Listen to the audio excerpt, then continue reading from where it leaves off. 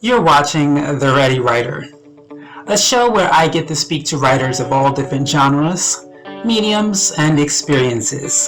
The Ready Writer. Are you ready? Hello and welcome to another episode of The Ready Writer. I'm your host, Casey Bell, and Kristina Rienzi is with me today. Let's get started. Were you always into writing as a child, or was becoming an author something that kind of just happened that you had no intentions of happening? Always, always writing, even just little silly stories. Yes, I love always short stuff. But yeah, as I got older, I wanted to do more challenging for me, which was novel and longer. Short stories come very natural to me, and I love writing them. But I challenge myself for more. But yeah, I love writing. Well, it's part of who I am. I think most writers can say that. I just whether it's fiction, nonfiction, for work, like any kind of anything to do with language and communication, I love for sure. Awesome.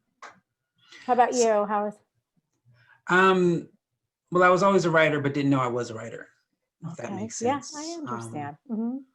Because the school system indirectly told me I shouldn't be writing, so I believed them. But I Yeah, was still writing, but I didn't think I should do it professionally. understood. So, hmm yeah. So, when did you, well, because you say, what encouraged you to become a writer? Because so many people, even today, are not doing what they really want to do because of excuses or because of fear or because of whatever. hmm So, what was it, and when did you say, I'm going to do this regardless? It was about 10, 11 years ago now.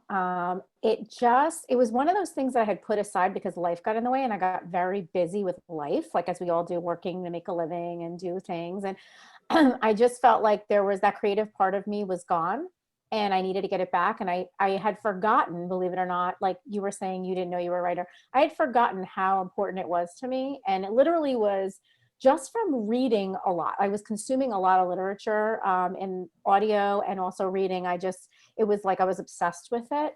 And I thought, I need to get back to this. It kind of motivated me. And yeah, so it was about 11 years ago. I literally had a thought in my head that said, you need to write a novel. And I'm like, where is that coming from? I never even considered writing a novel. And it started from there, then I sparked curiosity in me as to what did this mean and how was I going to do that. And I took a lot of different roads to go down. But essentially, my first step was joining a writers group, a local writer group, and just meeting other writers and talking to them. And when I realized it was something that I was driven to do from a passion standpoint, I knew I had to just go for sure. Awesome. So, talk about your book, Among Us. What was the inspiration behind writing it, and give us just a little bit about what it's about?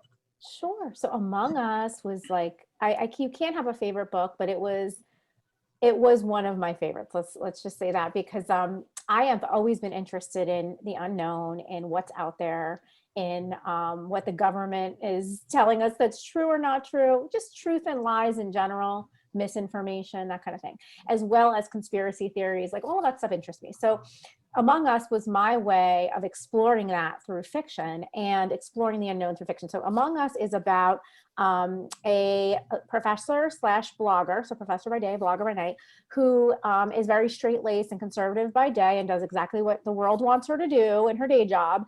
And at night, she really allows herself to go on an exploration of the unknown. And she stumbles upon or is privy to classified government information that gets her in a little bit of trouble. And it's a cat and mouse game between a secret government agency and her. And it's really about the truth versus knowing versus not knowing, and what do we want to know, do we not want to know, and what's really going on, what's out there. And I was inspired really by different shows I've watched on government documents and the Freedom of Information Act, and just trying to piece together little bits of true history and information, and really twisting that into what ifs in my mind. And if it were true, what would that look like? And I wanted something fast paced and exciting, and I wanted it to really make people question everything. That was kind of where I was coming from. Like, don't just believe what you hear, question it and go on that exploration and journey yourself. And it can be scary, but it's also exciting. And so that was what Among Us was for me, and why I love the book so much, because I think I pushed myself also from a writing standpoint to another level. and knowing when it ended up becoming audio, and not only audio on my own, but through Audible chose it as a book to use in their university to teach other authors. It was such an awesome project for me. And the audio version, because you're writing, when you write a book, I never even really considered audio. But now when I write, I think about that. How is it going to sound aloud? Is it going to read? Is it going to make a good piece of entertainment aloud when read aloud? So it just helped me look at my work and writing differently. Amazing. I like that. I am a huge fan of questioning everything and everyone, because you don't always receive truth from everyone all the time. So it doesn't hurt to question. True. And also coming up with your own idea of what you believe is very important, because we're all individuals and we're all different. And I think it's really important to have our own unique sense of what is real and not real, and true and not true, and living by that. Amazing. So in the process of you deciding you're going to publish this book, what were some of the steps you took? Because nowadays we have YouTube, but even then there really is no school for this is how you publish a book. There are 3 different ways, and this is the blah, blah, blah, blah, blah. You kind of have to, even with information, still just figure it out. So what was your process like? What was your surprises and shocks as you went through publishing this book? So when I started this, right, it was 11 years ago. Things are a little bit different even today than they were then, right? Publishing has changed so much. I really used my friends in the writing world that I made. I started joining organizations, going to meetings, listening to what people had to say, asking them, how did you get published? What did you do? And all that stuff. And the organizations I was joining were primarily traditionally published authors. There weren't, there were self-publishing, or indie publishing was newer. And so it wasn't so mainstream as it is today. And so I didn't know, I knew I could do that, but I was terrified by all of the work. Quite honestly, it's a lot of work, and I do it now and I understand. So I went down more of a traditional route, and I pitched publishers and agents on Twitter when there was a giant, I think it was Hitmad was the one I participated in. And I ended up getting a publisher that way for my first book, Choosing Evil. And they also published Breaking Evil, which was the sequel. That's how I went about that, because I didn't know anything else. And everybody I was associating myself with was a traditionally published author. And back then it was like, this is the way you have to go, because indie publishing was new and nobody knew where it was going to be. Obviously now people are so successful on it, and it's like equal to, if not sometimes better than traditional. But we didn't know back then. And so I was just doing what I was told to do, really, because I didn't know any better.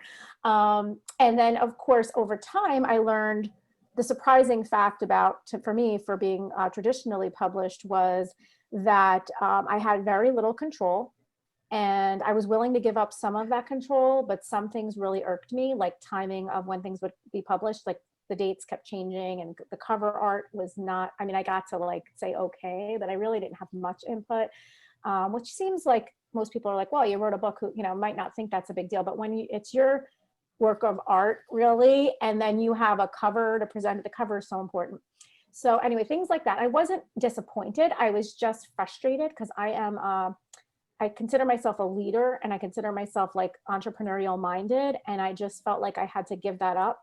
And I was okay with that, because again, it was my first experience, and I knew I'm learning. So I need to be patient, and I need to just follow through. So having that experience was awesome, because it taught me that I really do want to do some indie publishing on my own. I wouldn't mind having traditionally published books either. I think there's a benefit plus and a minus to both of them. It's just a preference, really. They're both awesome ways. Hey, if you can get your book out to a reader, that's what's important, right? But I learned about myself that I didn't like not having that control, but there were things I did like I got an awesome editor, very lucky. Not everybody does. And because I had an awesome editor, it was somebody I would have picked, quite honestly, out in the world. I had really good feedback. I learned a lot, and I was very happy with the outcome for the most part. There were glitches in other areas that I wasn't happy about. And that's the thing.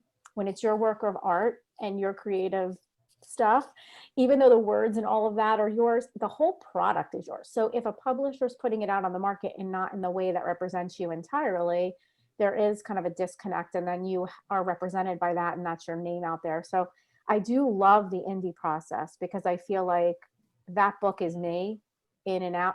I'm not saying I don't get feedback from people, because I absolutely do, but I don't, I'm not afraid to put it out there because I know that I had a hand in every single piece of it.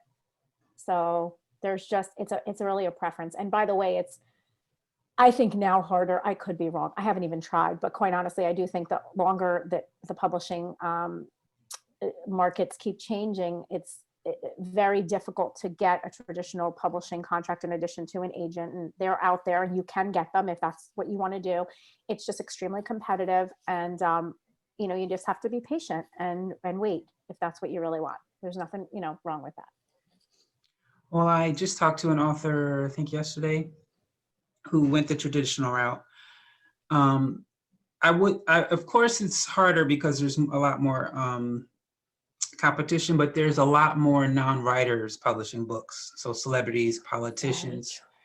And he was saying how he was with the publishing company, the same publishing company that Oprah was with for a book she had wrote. And they gave her like $1 million budget to do some type of marketing thing. And so he called the company and said, hey, I would like to do such and such. And they were like, we don't have that budget for you. No. And he realized, because he's not famous, even though they took his book on, you don't get the same budget as everyone else. And so that's the other thing, is even if you get that publishing company, they may not give you the same marketing budget as they do everyone else, which means it's still the same as being independent. You got to do all the work yourself to sell books. 50%. So it's definitely a learning process for anyone and everyone. I started out with self-publishing, and I was dumb enough to think this was way back with MySpace. I'm just going to throw it on MySpace and all of my family and friends are going to buy a copy. Of course. I know Not it. at And all. it's so hard. It is so, because I am a very, and if anybody looked up my website and everything, I'm a very, I'm all about empowering and inspiring people. And I don't ever want anyone to give up on their dreams. And I'm if anybody who ever meets me in my life at work or whatever, I'm always like, go for it. Like, don't give up. It's hard because it just isn't easy. I mean, for some people it's easy. Listen, there are those people who strike gold, and that is their destiny and their journey. And I give them all the credit in the world. I'm so happy for them because that's amazing. Not everybody works out that way, but to what you were saying, which was so, so true, you have to understand, I think the one thing that sometimes as creatives we forget, and I know because just from working in the business world, writing is a business, right? And it's about making money. And we don't look at it as an author. We just want our story out there. We think our story is awesome. Like everybody should read it, and we should have all these readers and live our dream writing life. Because really all we want to do is write books and make people happy in reading those books or inspire them or whatever we're trying to do. But it's a business. And so if you have a name, yeah, sure, they're going to take you on and give you a giant budget because you got people that are going to buy your books. If you build a name for yourself, which is the other way to go, it's like indie publish, build a name, build a following, and then you can prove that in sales or followers and all that stuff, then they'll take a chance on you.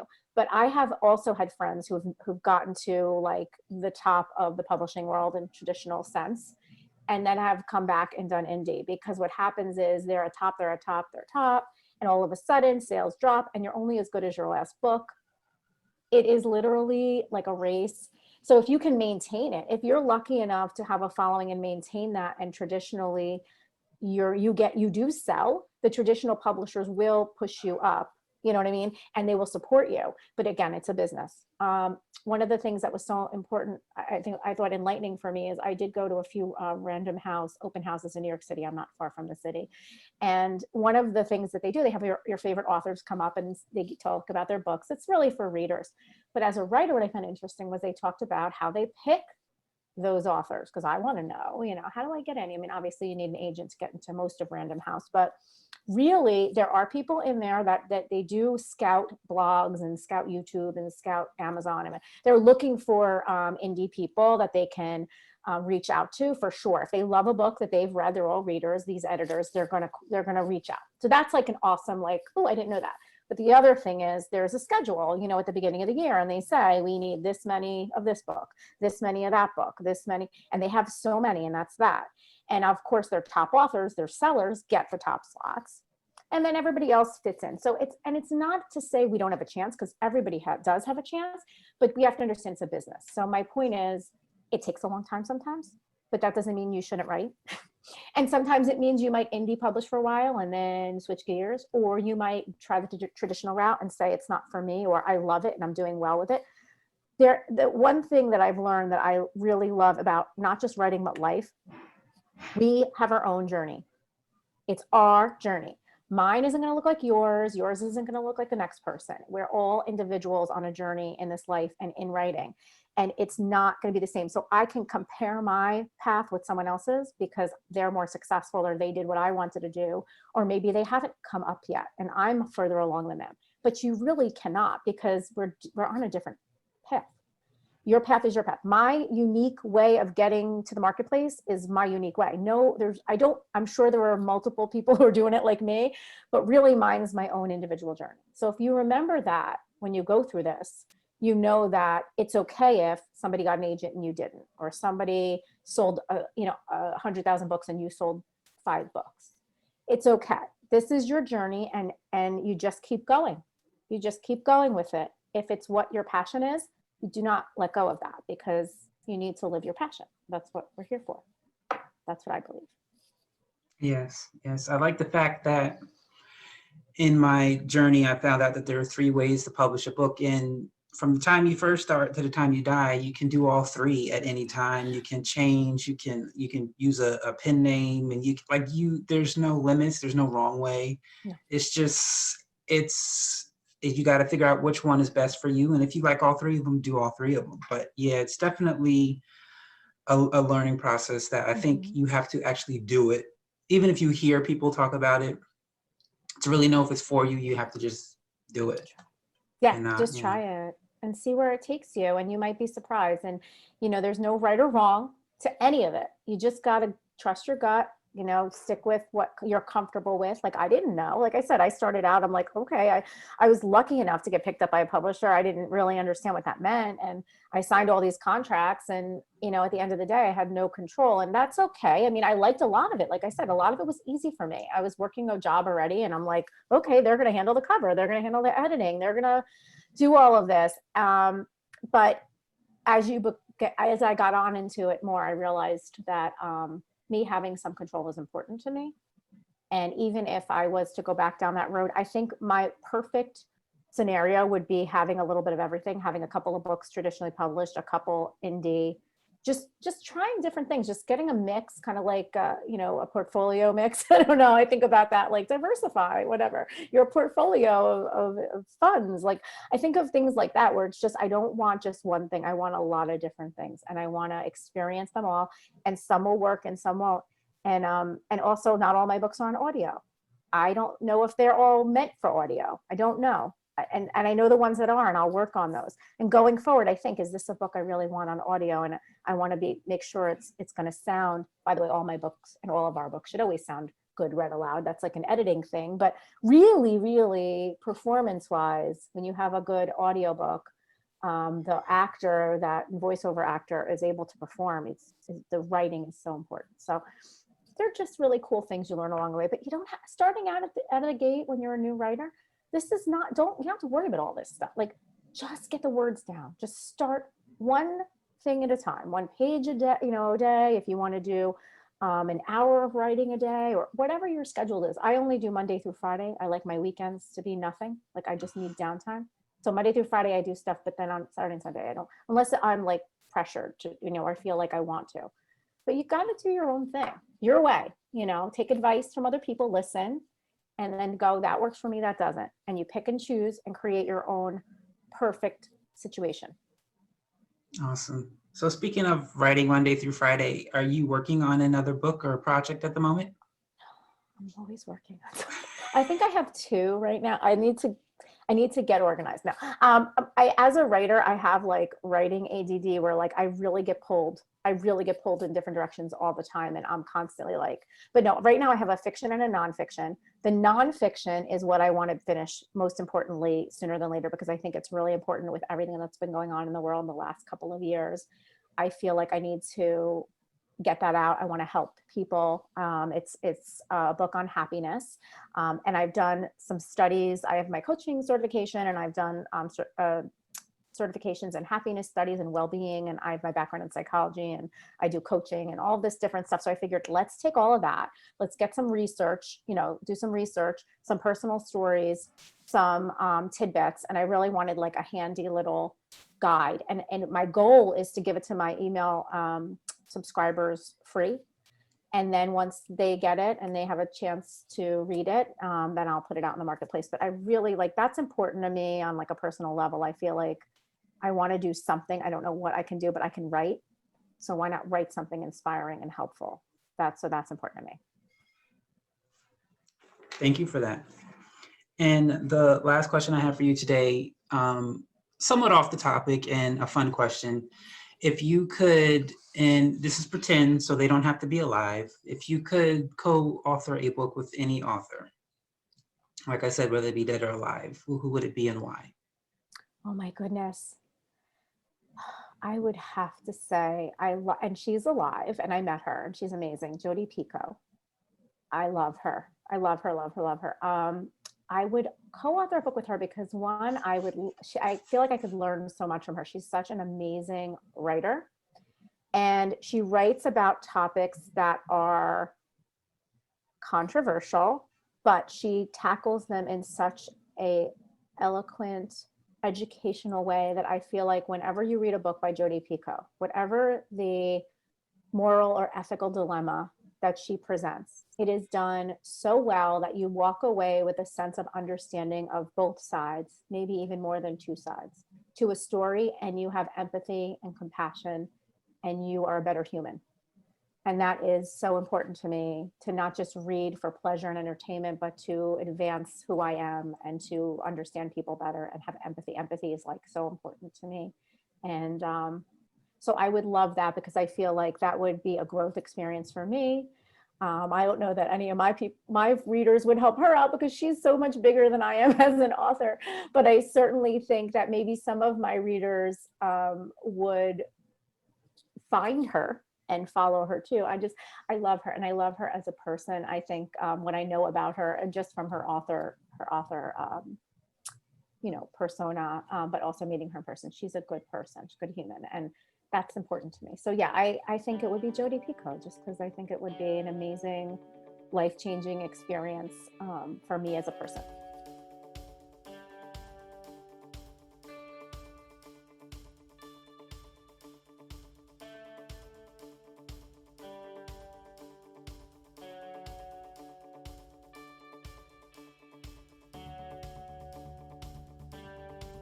Well, that is all the time we have for you today on The Ready Writer. I want to thank our guest, Kristina Rienzi, for sharing her story and her journey.